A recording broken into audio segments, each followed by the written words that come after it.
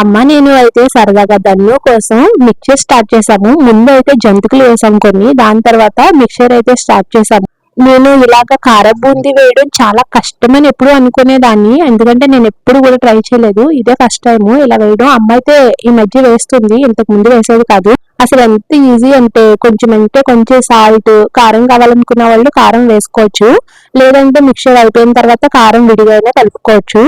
చూడండి, పిండిని కూడా చాలా ఈజీగా కలుపుకుంటూ ఇలాగా సరదాగా నేనైతే 3-4 వాయిల్ వరకు వేసాను. భలే వచ్చినాయి చిన్న చిన్నగా, ఎక్కడ అంటుకోకుండాని. ఈసారి కువైట్కి వచ్చేటప్పుడు కూడా ఒక పెద్ద డబ్బా నిండా వేసుకుని తెచ్చుకోవాలి. ఎప్పుడు అయితే అమ్మ వేసిస్తుంది, కానీ ఈసారి నేను సొంతంగా వేసాను కదా, మనం వండిని మనకి ఇంకా రుచిగా ఏదో కొత్త వింత ఏదో చేసేసినట్టు అనిపిస్తుంది కదా, నాకు అలాంటి ఫీలింగ్ అనిపించింది. నేను వేసిన వల్ల అనుకుంటా నాకు ఇంకా టేస్ట్ గా అనిపించింది మిక్చర్. బయట మిక్చర్ లో అయితే ఆయిల్ ఎక్కువ ఉంటుంది, కానీ ఇందులో అయితే కనుక అసలు ఆయిలే లేదు. దన్ను కోసం అయితే కారం అనేది అసలు వేయలేదు, ఓన్లీ కరివేపాకు ఫ్రై చేసి వేసామంతే.